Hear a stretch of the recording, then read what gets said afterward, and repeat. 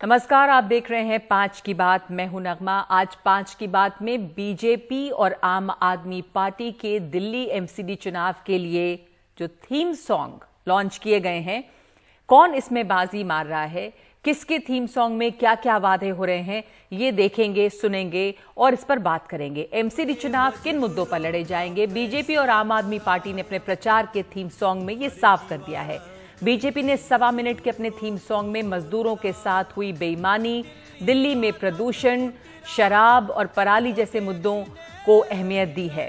कहा है पोल्यूशन जानलेवा है, ऐसे झूठों को चेताए रखना।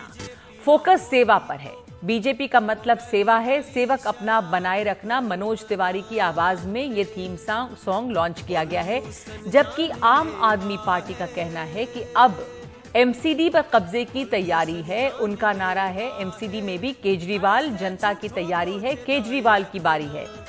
तो आइए पहले सुनते हैं, आपको सुनाते हैं इन दोनों पार्टियों के थीम सॉन्ग। आप वालों ने मजदूरों का पैसा चुराया, फर्जीवाड़ा करके मजदूरों को रुलाया। दिल्ली का दम घुट रहा, वो देखने भी न आते। एमसीडी में बीजेपी न होती तो वो गली गली शराब घर बनाते। पॉल्यूशन जानलेवा है, पॉल्यूशन जानलेवा है, ऐसे झूठों को चेताए रखना। पॉल्यूशन जानलेवा है, ऐसे झूठों को चेताए रखना। बीजेपी का मतलब सेवा है, सेवक अपना बनाए रखना। बीजेपी का मतलब सेवा है, सेवक अपना बनाए रखना। खोखले प्रचार नहीं करते हैं हम, चरणों में अपने बसाए रखना।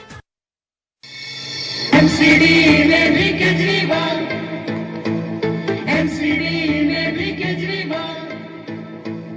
जनता की तैयारी है, केजरीवाल की बारी है। जनता की तैयारी है, एमसीडी की बारी है। दिल्ली में कूड़े के ढेर से डूब गई जनता सारी है। जनता की तैयारी है, केजरीवाल की बारी है। जनता की तैयारी केजरीवाल, जनता की तैयारी केजरीवाल। एमसीडी में भी केजरीवाल, एमसीडी में भी केजरीवाल। कूड़े के तीनों पर्वत को दिल्ली से हटाना है। आपका इतना काम है, बस झाड़ू पे बटन दबाना है। कूड़े के तीनों पर्वत को दिल्ली से हटाना है। आपका इतना काम है, बस झाड़ू पे बटन दबाना है। भ्रष्टाचारियों के चंगुल में एमसीडी फंसी हमारी है। जनता की तैयारी है, केजरीवाल की बारी है। जनता की तैयारी केजरीवाल। जनता की तैयारी है, केजरीवाल की बारी है। दूसरी तरफ बीजेपी कह रही है कि बीजेपी का तो काम ही सेवा है, अपने चरणों में जगह देना, अपने सेवक बनाए रखना। तो आप जो दिल्ली के वोटर हैं, वो क्या सुनकर, क्या इन थीम सॉन्ग के भरोसे ही पार्टियों को वोट देंगे? फिर तो कांग्रेस को भी अपना थीम सॉन्ग जल्दी ही करना चाहिए जारी। हमारे साथ इस वक्त चर्चा के लिए संजीव झा हैं, विधायक हैं आम आदमी पार्टी के। ओनिका मल्होत्रा, प्रवक्ता कांग्रेस। प्रीति अग्रवाल, नेता बीजेपी। ओनिका मल्होत्रा, आप लोगों का थीम सॉन्ग क्या है भाई, और कब आने वाला है? आपने बीजेपी का सुना, आम आदमी पार्टी का सुना, कौन सा थीम सॉन्ग ज्यादा कैची लग रहा है आपको? मैम, नगमा मैम, ये जिंगल मिंगल टिंगल अब ये नहीं चल। They have done enough. कभी सेवक, कभी चौकीदार, कभी कट्टर ईमानदार। People are sick and tired. Actually काम तो हो नहीं रहा, बस कर दें, इससे नहीं इनको अब सफलता मिलने वाली है। अंडर करंट है मैम, और कांग्रेस आने वाली है।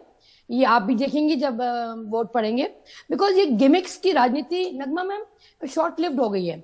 अगर आप इनके कार्यकाल को देखें, बीजेपी 15 साल, आप देख रहे हैं कि क्या इन्होंने हालत किया। जब शीला जी थी, कांग्रेस की सरकार थी, कूड़े के ढेर थे, लेकिन जब एक सर्टेन हाइट में पहुंचते थे नगमा मैम, तो उसको ब्यूटिफाई करके, ग्रीनरी करके एक कवर अप करते थे उसको, सो दैट पोल्यूशन ना बाहर आए, एनवायरनमेंट में गंदगी ना आए, ट्रीज लगाते थे मैम, बाउंड्रीज करते थे कि एक तरह से वो हिल की शेप में आ जाए और कूड़ा करकट ना रहे। जी दूसरी बात मैम, जमुना की अगर बात, मैम नगमा में एक minute ma'am, sewer treatment plant क्या केजरीवाल जी को नहीं करना चाहिए था? जमुना में जाके आप जहरीली डाल देते हैं लिक्विड, ये इस तरह से आप कह रहे हैं केजरीवाल की तैयारी है। अगर ये तैयारी है ना मैम, तो कभी जिंदगी में विश्वास दिल्ली नहीं करने वाली नगमा मैम इनके ऊपर। जी, तो इनके जो वादे हैं उसके ऊपर लोग विश्वास कैसे करेंगे? आम आदमी पार्टी की प्रवक्ता हमारे साथ मौजूद हैं, तो मैं आपसे जानना चाहती हूं संजीव जी, केजरीवाल जी ने प्रदूषण को दूर करने के लिए क्या किया है अब तक दिल्ली में, और जो वादे हैं उसके ऊपर लोग अब किस तरह से भरोसा करेगी? आप तो यही कह रहे हैं, भ्रष्टाचार का सवाल भी उठा रहे हैं और ये भी कह रहे हैं कि 15 साल दिल्ली में बीजेपी को देख लिया है एमसीडी में, इसलिए अब जनता की तैयारी है। और ओनिका जी पूछ रही थी कि क्या इसी तरह की तैयारी रहती है? जो प्रदूषण यमुना में देखा उसके ऊपर भी सवाल उठ रहे हैं, वो तो खैर बीजेपी भी उठा रही है। जी, आपका जवाब। मुझे लगता है नगमा जी, एमसीडी का जो चुनाव है वो दिल्ली साफ कैसे होगा, दिल्ली के पूरा कैसे साफ होगा, इसका चुनाव है। आपने अभी बीजेपी का कैंपेन सुना, उसमें केवल आरोप प्रत्यारोप के सिवाय ये क्या करेंगे वो आपको नहीं दिख रहा है। सॉन्ग में कूड़े का जिक्र नहीं है, आपके कैंपेन सॉन्ग में कूड़े का ही जिक्र है, पर वो तो आपके भ्रष्टाचार, आम आदमी पार्टी ने मजदूरों का पैसा चुराया, ये तमाम बातें उठा रहे हैं। मैं उस पर आ रहा हूँ। बीजेपी देखिए केवल आरोप प्रत्यारोप कर रही है, एमसीडी ने क्या करेगी नहीं कर रही है। अरविंद केजरीवाल जी कह रहे हैं कि वो आबकारी नीति में घोटाला हो गया, फलाना हो गया, चिलाना हो गया, पिछले 6 महीने से आप कर रहे हैं, 1 रुपए आपको नहीं मिला। ये कहा गया कि इस तरह की छूट परोसना की जनता समझदार है। एक बात बचिए आप कि 15 साल से एमसीडी में 15 साल से भाजपा 5 काम नहीं बता पा रहे और ये नहीं बता पा रहे कि आगे हम क्या करें। अब मैं पिछले 2017 का मैनिफेस्टो देखा, अब वो मैनिफेस्टो में कहते थे कि मैं ढलाव मुक्त, कहते थे तीनों कूड़े का पहाड़, 10 रुपए में खाना मिल जाएगा, शौचालय बनाऊंगा। लेकिन ये जो इनका संकल्प पत्र था ये भी कूड़े में शामिल हो गया, कूड़े के हाइप बढ़ा दिया, हुआ कुछ नहीं।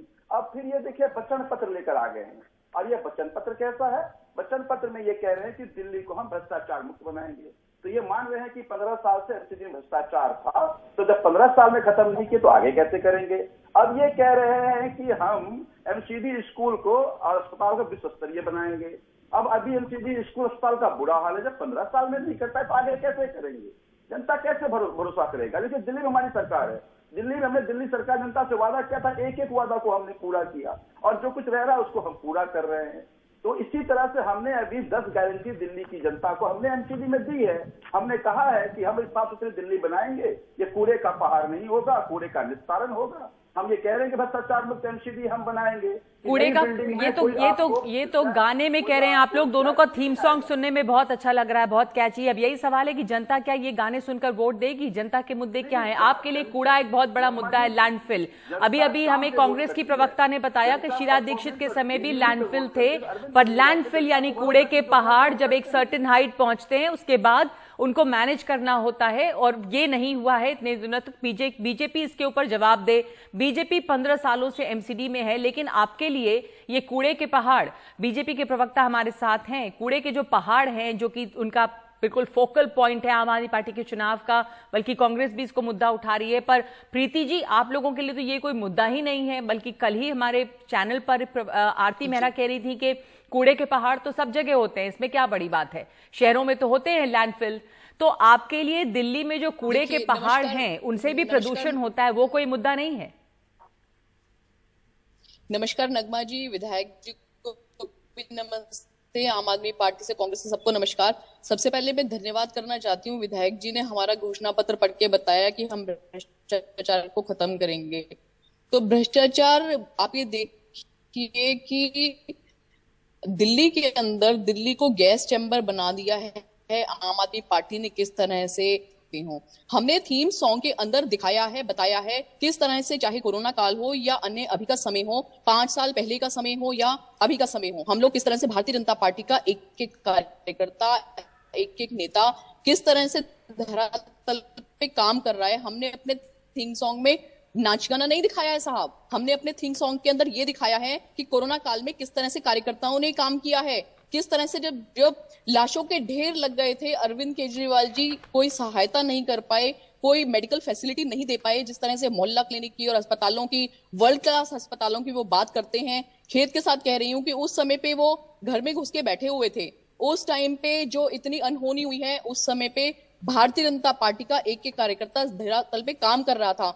और मैं आपको बताऊं कि अगर भारतीय जनता पार्टी नहीं होती, हमारे थीम सॉन्ग में भी है ये बात, भारतीय जनता पार्टी अगर नहीं होती तो आप लोगों ने तो घर घर में शराब के ठेके खुलवा दिए थे, हर मंदिर के बराबर में शराब का ठेका खुलवा दिया था। जो मंत्री जी एजुकेशन की बात करते हैं, एजुकेशन मिनिस्टर की जगह वो तो शराब मिनिस्टर हो गए। आप ये देखिए किस तरह की एजुकेशन की वो बात कर रहे थे, बच्चों को शराब पीने की एजुकेशन देने वाली बात थी क्या? स्कूलों के बराबर में उन्होंने शराब के ठेके खुलवा दिए।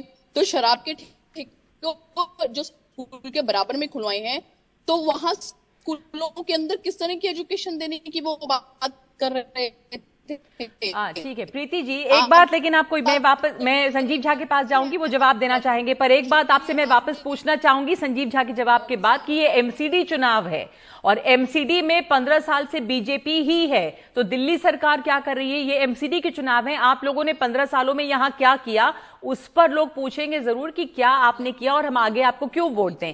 बहरहाल जो आपने आरोप लगाए हैं शराब के ठेके जगह जगह खुलवाने और शराब की शिक्षा देने के लिए, एक बड़ा मुद्दा है आम आदमी पार्टी के खिलाफ बीजेपी का। संजीव झा जी, आपका जवाब इस पर। देखिए, मुझे लगता है कि जनता का मुद्दा नहीं है, भारतीय जनता पार्टी मुद्दा बनाना चाह रही है और दिल्ली की जनता बेहतर जानती है। अगर आप प्रदूषण की ही बात करें, एक बात बताइए, प्रदूषण क्या दिल्ली की समस्या है?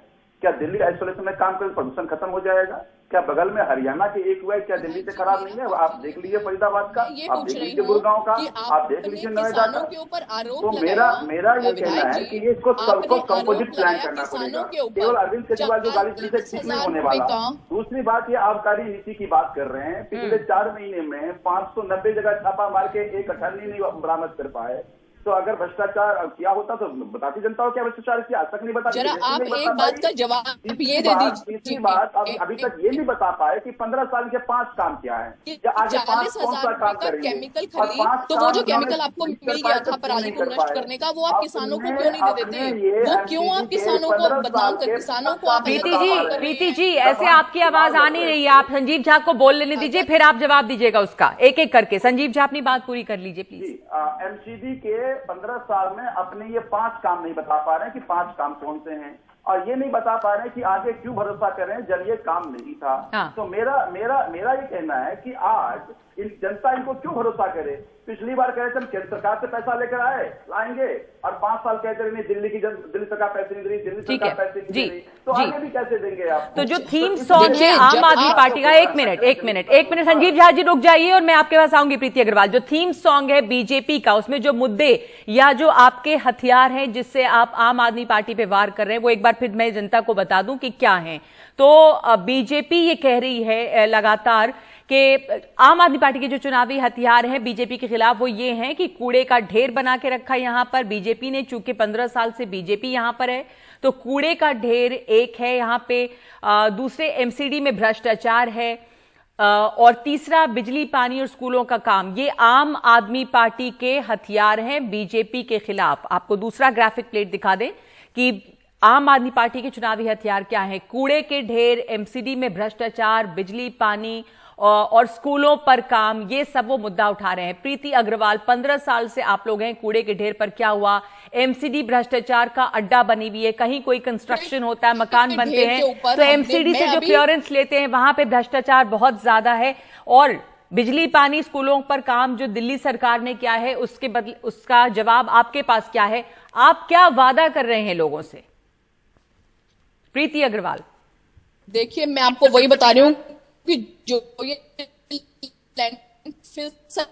लैंडफिल साइट जब हम आए थे निगम में, हमें छोड़ा थी दिल्ली, उसके बाद लैंडफिल साइट पे, मैं लैंडफिल साइट के सामने खड़ी हूँ, आपसे बात करते करते मैं यहाँ पर आ गई। आप कहेंगे तो मैं लैंडफिल साइट आपको यहीं से दिखा दूंगी। उसके ऊपर ट्रॉमल मशीन्स लगी हुई हैं, ट्रॉमल मशीन्स दिन रात हमने इसके ऊपर इंजीनियरिंग करा के, कूड़े के खत्ते के ऊपर इंजीनियरिंग करा के, और हमने इसके ऊपर ट्रॉमल मशीन्स लगाई हुई हैं। इस पे दिन रात काम चल रहा है। क्या होता है इन मशीन से, किस तरह का काम हो रहा है? आप वहां पे पहुंच गई हैं जहां पर ये लैंडफिल साइटें, दिखा दीजिए हमें वहां पे हो क्या रहा है काम। आपकी आवाज कट रही है, लेकिन आपकी आवाज बहुत कट रही है प्रीति अग्रवाल।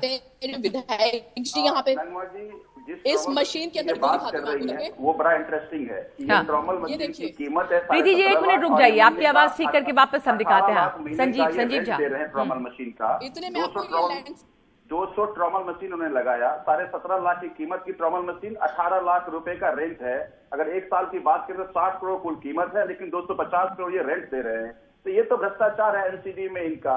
तो तभी तो मैं कह रहा हूँ कि एमसीडी भ्रष्टाचार का अड्डा बन के रह गया, केवल लूट खसोट का सेंटर बन के रह गया। ठीक है, लेकिन उनका भी ये कहना है कि आप लोग जब दिल्ली में आए और अब यमुना को साफ करने की बात, केजरीवाल जी ने जो जो वादे किए थे वो भी बहुत सारे हर जगह वीडियो चल रहे हैं। पहले उन्होंने क्या कहा, बाद में क्या कहा, और वो काम नहीं किया। और यमुना का प्रदूषण जो है वो एक मुद्दा उन्होंने भी बनाया है। वैसे प्रीति अग्रवाल उस लैंडफिल साइट के पास पहुंच गई हैं, बहुत दिलचस्प है।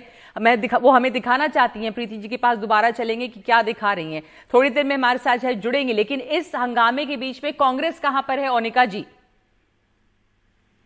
दिल्ली की हैं और मैं भी इसी दिल्ली की हूं, और मुझे लगता है अभी भी मेमोरीज बड़ी क्लियर हैं। जो कांग्रेस के टाइम में हमने काम किया था, शीला जी की सरकार में इतना बेहतरीन काम किया था, लोग आज भी याद कर रहे हैं। ये कह रहे हैं कि पोल्यूशन में दिल्ली का वो नहीं है, आसपास के स्टेट का है। इन्होंने क्या किया मैम? हमने तो से टू नो क्रैकर्स भी कहा, हमने से टू नो केरोसिन ऑयल हम हटाया, हमने जनरेटर सेट्स हटवाए, तमाम वो छोटे छोटे स्टेप्स नगमा मैम हमने तब किए ताकि एक एक दिन बेहतर होता चला जाए। बताइए इन्होंने क्या किया? तो ये ब्लेम गेम की राजनीति नगमा मैम नहीं चल सकती है कि दोनों ब्लेम गेम कर रहे हैं, और जो असली काम है वो आप कह रहे हैं कि इन्होंने कुछ किया नहीं प्रदूषण दिल्ली से कम करने के लिए। इस बीच जी ओनिका जी 1 मिनट रुके, वापस आऊंगी। प्रीति जी उस लोकेशन पे पहुंची हुई हैं लैंडफिल साइट के, और वो दिखाना चाह रही हैं कुछ। जी प्रीति जी, आप ये देखिए लैंडफिल साइट पे ट्रॉमल मशीन्स चल रही हैं। ये देखिए तो ये मशीन्स क्या कर रही हैं यहाँ पे? ये मशीन्स कूड़े को सेग्रीगेट कर रही हैं यहाँ पे। और आप ये देखिए कि कितना ऊंचा ये पहाड़ हुआ करता था, जो बिल्कुल बहुत कम हो गया, इसकी हाइट काफी कम हुई है। दूसरा मैं आपको बताती हूँ कि जो जगह जगह कूड़े के ढलाव थे, हमने करीबन 1700 कूड़े के ढलाव बंद किए हैं। कूड़े को ढलाव बंद करने से हमारे घरों का कूड़ा तो निकलेगा ही ना, घरों से कूड़ा निकलेगा। तो उन कूड़े को हमने कूड़े का डिस्पोज ऑफ करने के लिए हमने जगह, ठीक है, तो आपने ये दिखाया कि आप लोग क्या काम करें। आप वहां पर चाहे जहां पर आप हैं वहां पर इंटरनेट की समस्या है, तो आवाज आपकी कट रही है और तस्वीरें भी कट रही हैं। पर जो संजीव झा जी जो दिखा रही हैं प्रीति अग्रवाल, और बताया उन्होंने कि कितना काम वो लोग कर रहे हैं, कूड़े का सेग्रीगेशन कैसे हो रहा है, हाइट कम हुई है लैंडफिल साइट्स की। तो जो मुद्दा आप लोगों ने बनाया है कि कूड़े के पहाड़ पर से दिल्ली को आप हटाएंगे, कूड़े के पहाड़ को खत्म करेंगे, वो क्या मुद्दा, उसके ऊपर बीजेपी ने अपना एक्शन शुरू कर दिया है। नगमा जी, इन्होंने 2017 के मैनिफेस्टो में कहा था कि हम 1.5 साल में पूरे दिल्ली को, ये तीनों को कूड़े का पहाड़ मुक्त हम बना देंगे। लेकिन आज न केवल हाइट बढ़ी है बल्कि उसके वॉल्यूम भी बढ़े हैं। मैं थोड़ा सा आंकड़ा देता हूं आपको कि रोज जो कूड़े का आता है वहां पे वो 4000 मीट्रिक टन है, जबकि ये जो ट्रॉमल मशीन से सेग्रीगेट करने की बात करती है वो केवल 2000 मीट्रिक टन है। यानी रोज 2000 मीट्रिक टन बढ़ रहा है, घटने की बात नहीं है। दूसरी बात मैंने कहा कि वो ट्रॉमल मशीन भ्रष्टाचार का सबसे बड़ा सबूत है कि टोटल कीमत उसकी 60 करोड़ रुपए और साल का रेंट दे रहे हैं 240 करोड़ रुपए। तो ये तो लूट खसोट हो रहा है, ये पूरे के पहाड़ कम करने की मंशा नहीं है। सही में दिल्ली की जनता को कह रहा हूँ। पर आपकी पार्टी जो भ्रष्टाचार के खिलाफ राजनीति करने के लिए चुनकर आई थी, आपके ऊपर भी इस समय भ्रष्टाचार के आरोप जो दिल्ली सरकार पे लगे, चाहे वो शराब घोटाला हो या इन्होंने स्कूल मामले में साबित करके दिखा दें। आज कहते हैं ढलाव मुक्त बना दिया हमने, मेरी विधानसभा में घुसिए आप तो बड़ा ढलाव दिखेगा। वहाँ आवारा पशु घूम रहे हैं और आवारा पशु घूमने से लोगों का एक्सीडेंट हो रहा है सड़कों पे। इन्होंने इनके घोषणा पत्र में ही ये आरोप लगा कि अगर बीजेपी एमसीडी में नहीं होती तो गली गली में आप शराब की दुकानें खोल रहे थे। इसका जवाब नहीं, मैं कहता हूं कि अगर, अब देखिए बड़ी इंटरेस्टिंग बात है कि अगर एमसीडी इतनी कॉन्शियस होती तो फिर वो पॉलिसी बनने क्यों दिया? उन्होंने क्यों इस बात को सेट किया कि नॉन कंफर्मिंग जोन में भी खुल जाएगा, दुकान खुला क्यों? बात यह है कि आपस में इनकी डील नहीं हो पाई, जो इनकी डिमांड पूरे नहीं हो पाए। उसके लाइसेंस दिए, दुकान इसलिए खुली। अरे तो आप इसका कैसी मतलब- बात कर रहे हो? इसका दुकान मतलब इसलिए ये है खुली ना क्योंकि कि आपने खुलवाई वो बिना दुकानें। NCD बिना NCD के एनओसी दुकान तो खुल नहीं सकता था। ये तो फिर ये तो मैं संजीव जी साढ़े खुद ही मान रहे हैं कि वो दुकान गलत खुली। यानी कि संजीव जी आप खुद ही मान रहे हैं। यानी कि आप खुद ही मान रहे हैं कि वो दुकान गलत खुली। आप जो यानी कि आप सरकार के पैसे मांगे थे वो दिए मान नहीं रहे हैं है। और कि मैं दुकान एक गलत खुली। खुलासा करता हूँ कि एक और सर्वे संजीव अरे जी संजीव और जी, प्रीति आप जी, खुद एक भी- मिनट। आप खुद भी संजीव जी और प्रीति जी, तो- हमारे पास समय इतना ही है। मैं आप लोगों से एक आखिरी बात पूछ रही हूँ। आपके लिए क्या सबसे बड़ा मुद्दा है? आम आदमी पार्टी के लिए कूड़े का पहाड़, और आपके लिए बीजेपी, आपके लिए क्या? आप लोगों से वादा क्या कर रहे हैं? केजरीवाल सरकार ने क्या किया, क्या नहीं किया, आप क्या करके देंगे? क्यों लोग चुने आपको एमसीडी दिल्ली में से दोबारा? पॉल्यूशन, दिल्ली से हर तरह के पॉल्यूशन को खत्म करना है। जो आप हमें 15 साल स्वच्छ में नहीं भारत कर पाए, अब अभियान आप लाना करेंगे है। अगले साल। किसी के रोते अगला हुए- मौका मिलेगा तो अब आप किसी के करेंगे, रोते क्योंकि हुए 15 साल आंसू में को- तो आप लोग नहीं कर पाए ये काम। किसी को रोते हुए किसी रोते हुए के आंसू पहुंचना भी स्वच्छ भारत अभियान का हिस्सा है। और जो इन लोगों ने पानी के लिए दिल्ली की माताओं बहनों के आंखों में पानी ला दिया है, उसको हमें ठीक करना है। हमें जो दिल्ली की माताओं बहनों को खाना बनाने में तकलीफ होती है बिना पानी के, उसको ठीक करना है। हमें जो पॉल्यूशन है उसको ठीक करना है। हमें जो इन लोगों ने भ्रष्टाचार मचा के रखा है, फर्जीवाल मचा के रखा है, इन्होंने एडवर्टीजमेंट सरकार बना के रखी है, इन्होंने हर चीज को काट पे लगा दिया है। महिला सुरक्षा को पर प्रीति जी, आप लोग क्या करेंगे ये नहीं बताते, ये सिर्फ आरोप और प्रत्यारोप। आप केजरीवाल ने क्या किया, इधर से आम आदमी पार्टी का लगातार ये कहना है कि वो ये बता रहे हैं कि वो दरअसल क्या करेंगे यहां पर दिल्ली में।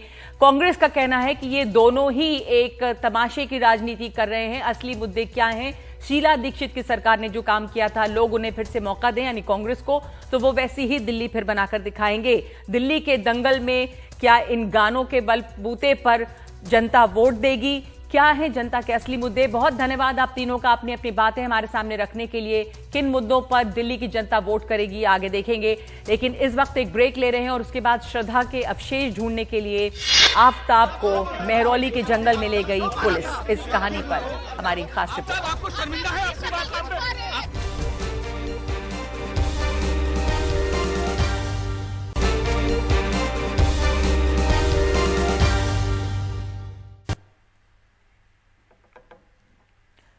श्रद्धा मर्डर केस में आरोपी आफताब पूनावाला को पुलिस अपने साथ लेकर आज मेहरौली के जंगलों में पहुंची।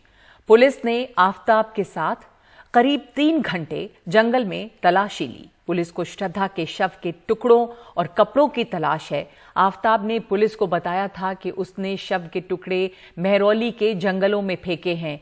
जिस हथियार से शव के टुकड़े किए गए उसकी भी पुलिस को तलाश है। पुलिस सूत्रों के मुताबिक आफताब ने खून के दाग धोने के लिए सल्फा हाइपोक्लोरिक एसिड का इस्तेमाल किया है। श्रद्धा के और अपने खून के सने कपड़े कूड़ा उठाने वाली एमसीडी वैन में डाल दिए थे।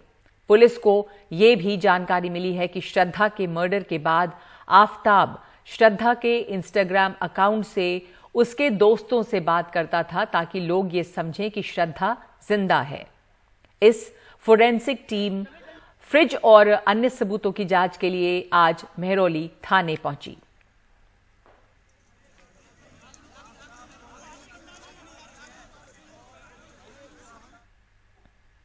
आफताब ने 18 मई को श्रद्धा की हत्या की और उसके अगले दिन यानी कि 19 मई को फ्रिज खरीदने पास की दुकान पर पहुंचा। दुकान के कर्मचारी ने एनडीटीवी को बताया कि आफताब को देखकर कहीं से भी ये नहीं लग रहा था कि वो मर्डर करके आया है। आफताब अमीन पूनावाला ने छतरपुर की जिस दुकान से फ्रिज लिया था, मैं उसी दुकान पर हूं और यहां पर आपको बताता हूं कि आखिर वो कब यहां पर आया था, कब फ्रिज लिया था। दुकान के जो कर्मचारी हैं, क्या नाम है आपका? कुलदीप सिंह। कुलदीप जी, ये बताइए कि आफताब यहां पर कब आया था और उसने कौन सा फ्रिज लिया था? 19/5 को आया था और उसने LG का 260 लीटर का फ्रिज लेके गया था। अच्छा, क्या कुछ खास है इस फ्रिज में? 260 लीटर का डबल डोर का है, स्पेस ज़्यादा होता है इसमें। अच्छा, ज़्यादा स्पेस होता है इसमें।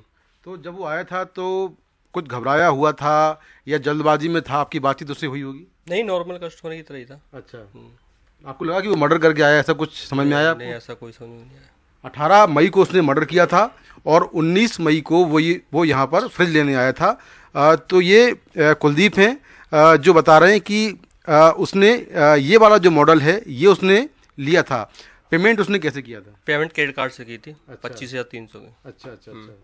और इसके बाद वो रिक्शा खुद लेकर आया था या फिर आपने रिक्शे से वो फ्रिज भेजा था? जी सर, ये वो खुद ही लेके आया था, ऐसा कुछ याद नहीं है क्योंकि 5वें महीने की बात है, कस्टमर वॉकिंग उस टाइम ज़्यादा होती है, तो ऐसा हमें कुछ कितनी देर यहाँ रुका था वो? नॉर्मल कस्टमर 15 से 20 मिनट रुकता है। अच्छा, बस वही वो टाइम। तुरंत लेकर चला गया वो। हाँ जी।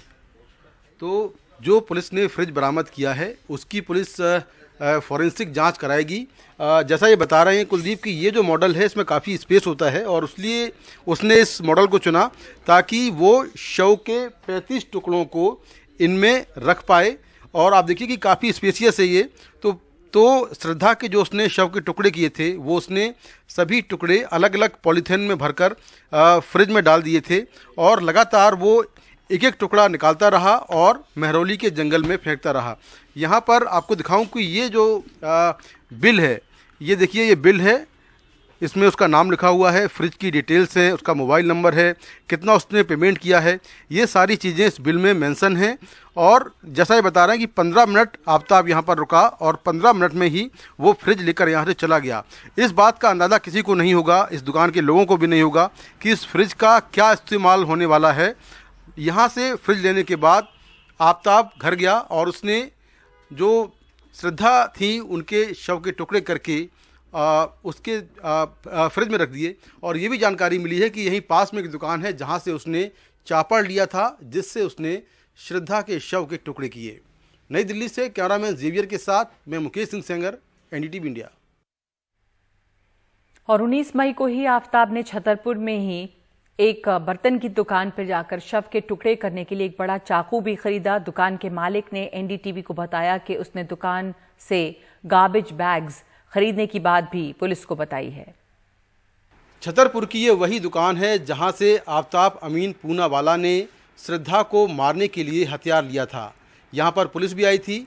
दुकान के मालिक सुदीप सचदेवा हमारे साथ हैं, उनसे बात करते हैं।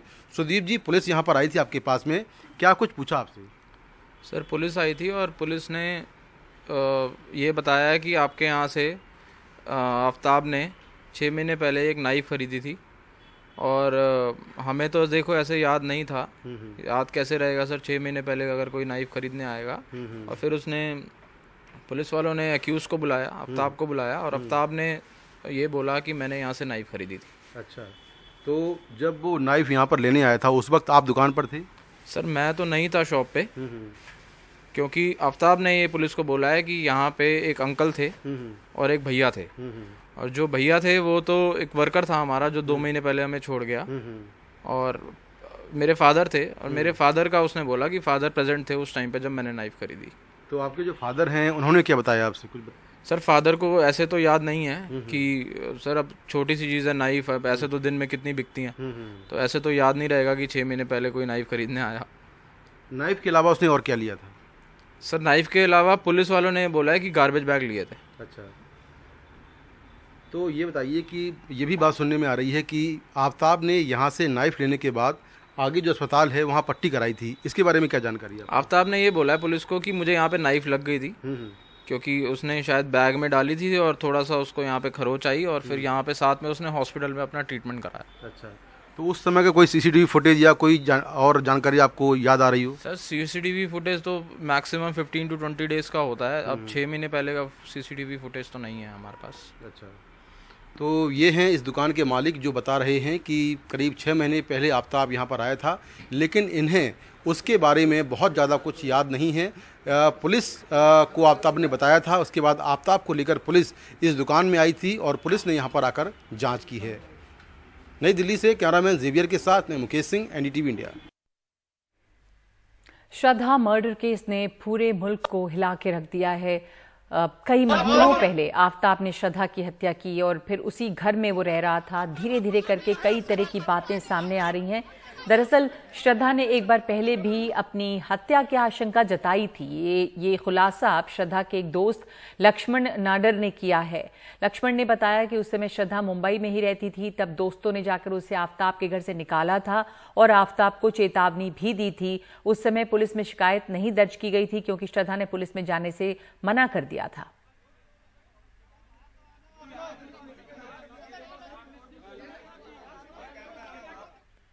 तो इसके बाद कई सवाल हैं कि जब उसके ऊपर इतने दिनों से शक था और फिर कैसे वो लड़की जो है इस शख्स के साथ अपना काम छोड़कर दिल्ली आ गई और वहां रहने लग गई। बीएमएम में श्रद्धा के साथ पढ़ाई करने वाला रजत शुक्ला भी इस क्रूर हत्या से बेहद सदमे में है। एनडीटीवी से बातचीत में रजत शुक्ला ने कहा कि श्रद्धा खुले विचार वाली लड़की थी, सबके साथ मेल जोल रखती थी। श्रद्धा वालकर की हत्या उसके ही प्रेमी आफ्ताब ने कर दी। हम इस समय हैं बिहार में श्रद्धा के जो मित्र हैं, जो कॉलेज में साथ में पढ़ा करते थे, रजत शुक्ला के साथ। रजत, आपने सुना हत्याकांड किस तरह से बदल गया, पहला आपको क्या ख्याल है जब ये चीज सुनते ही मतलब ऐसे आत्मा कांप सी गई थी। आप सोचिए ना, आप किसी के साथ में जिसके साथ में आप हंसे खेले हों, उसके साथ उठे बैठे हों, उसके बारे में जब आप अचानक सुनते हैं कि वो आपके साथ रही है, उस भर से रूह कांप सी जाती है। अगर आप ये जाने कि उसका मर्डर हुआ है तब मेरे ख्याल से आप अंदर से झंझोड़ जाएंगे। लेकिन अब आप जब जानेंगे कि उसके 35 टुकड़े हुए हैं, मेरे ख्याल से आपके अंदर से आंसू बाहर नहीं आ पाएंगे।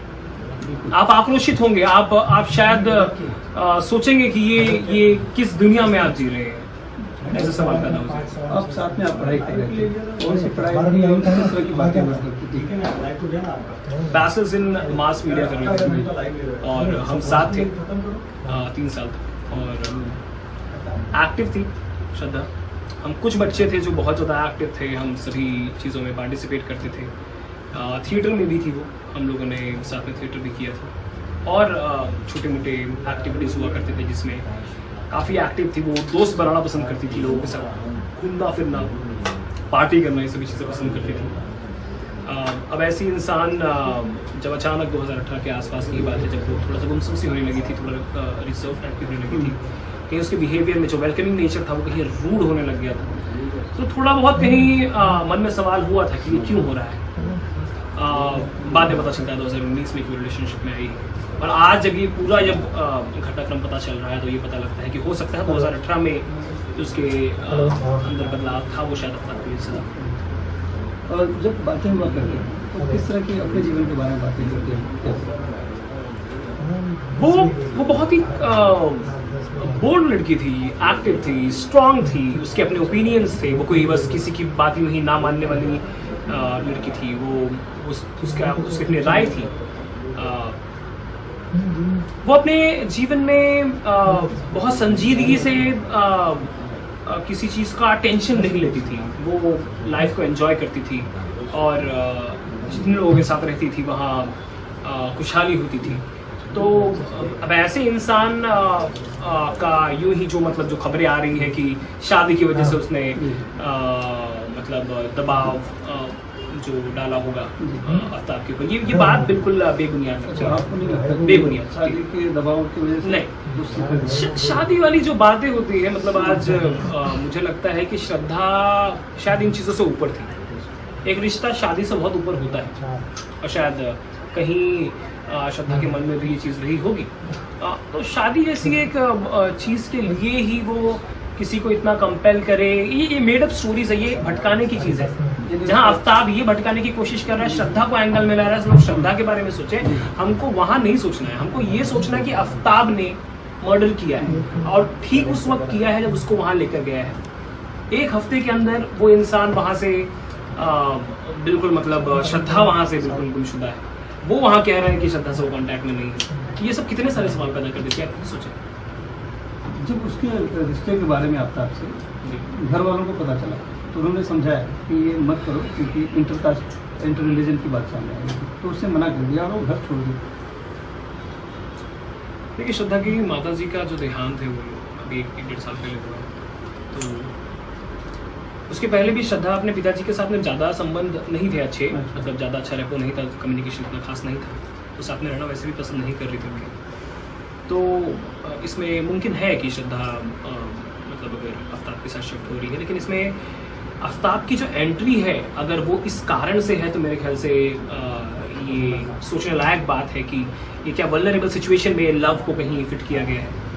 क्योंकि जो एंड है, जो अंत है यहाँ, वो एक बहुत ही बड़ा क्रिमिनल केस बनकर नजर आ रहा है। तो इसको आफ्ताब को प्रेमी या कभी शादी वादी वाला एंगल लेना ही अपने आप में भटकाने वाली बात है। लेकिन ऐसा लगता है कि प्यार का धोखा मिला श्रद्धा को?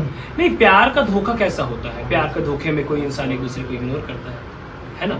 बहुत बात का विवाद हो जाता है, झगड़ा हो जाता है, आवाज उठ जाती है, या बहुत कुछ हो जाता है तो किसी दिन हाथ उठ जाता है। ये क्या होता है कि इंसान का मर्डर हो जाता है।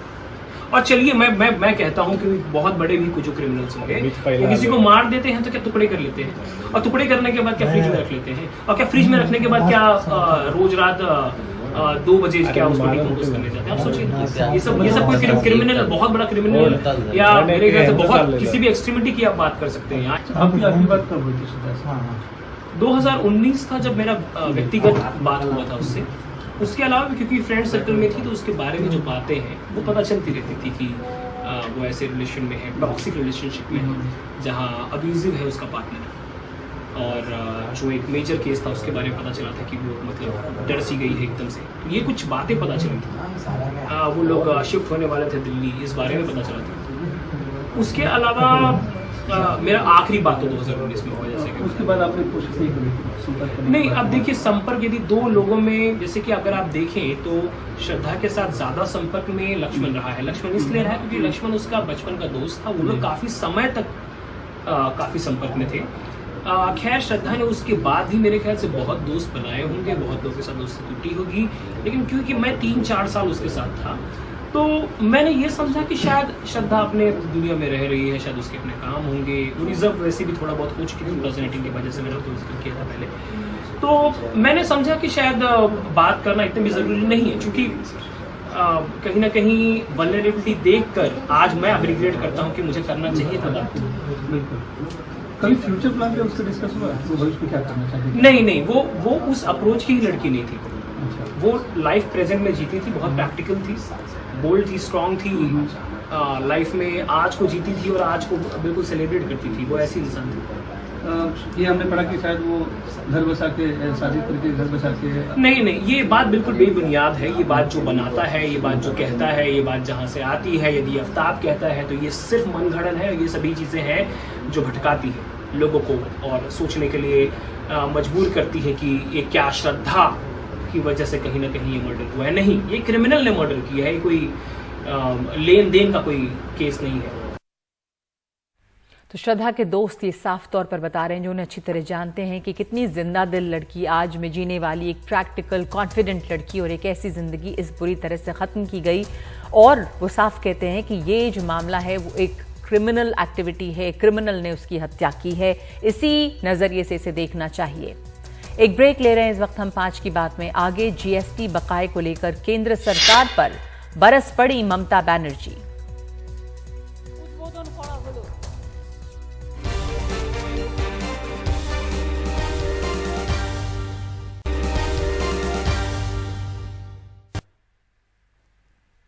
पश्चिम बंगाल की मुख्यमंत्री ममता बनर्जी ने जीएसटी बकाये को लेकर केंद्र सरकार पर हमला बोला है। भगवान बिरसा मुंडा की जयंती पर आज झारग्राम में आयोजित कार्यक्रम में ममता बनर्जी ने केंद्र से राज्यों का जीएसटी बकाया चुकाने की मांग की। उन्होंने कहा कि या तो केंद्र सरकार जीएसटी बकाया दे या फिर जीएसटी ही खत्म कर दे।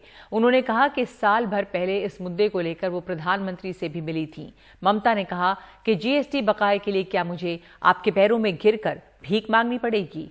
ममता बनर्जी ने कहा कि 100 दिन की जॉब गारंटी योजना के लिए हमारा बकाया दें या फिर अपनी कुर्सी छोड़ दें। 100 দিনের কাজের টাকা এটা ম্যান্ডেটরি অর্থাৎ বাধ্যতামূলক। তা সত্ত্বেও 1 বছর আগে আমি গিয়ে প্রধানমন্ত্রীকে দেখা করে এসেছি। এবার কি পায়ে ধরতে হবে? আমাদের টাকা আমাদের ফিরিয়ে দাও, তা নাহলে জিএসটি বন্ধ করে দাও। আমাদের টাকা আমাদের দিতে হবে, নইলে গদি ছাড়তে হবে। 100 দিনের মানুষের কাজের টাকা না দিলে মানুষ সহ্য করবে না। এরা গরিব মানুষ, এরা মাটির মানুষ, এরা মায়ের মানুষ।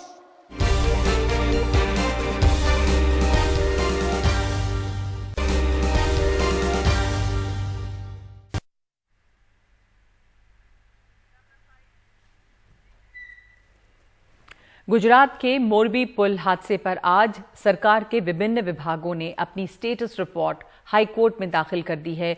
अलग अलग विभागों की स्टेटस रिपोर्ट पर सुनवाई हुई और इसके दौरान गुजरात हाई कोर्ट ने सरकार से पूछा कि नगर पालिका चीफ के खिलाफ कार्रवाई क्यों नहीं की गई है। कोर्ट में मोरबी नगर पालिका का प्रतिनिधि क्यों नहीं है।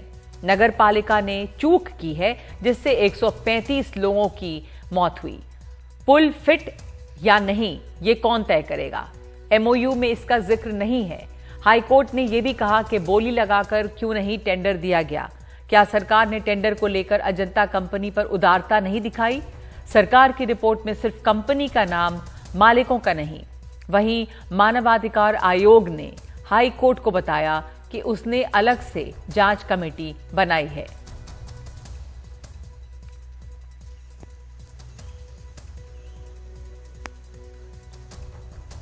तो मोरबी हादसे में साफ तौर पर कोताही हुई है। जो जांच अब तक की गई है या जो कार्रवाई अब तक हुई है और इस पर हाई कोर्ट ने सरकार को फटकार लगाई है। उम्मीद है कि इसके बाद में अब कुछ चीजें बदलेंगी। इस वक्त 5 की बात में इतना ही। नमस्कार।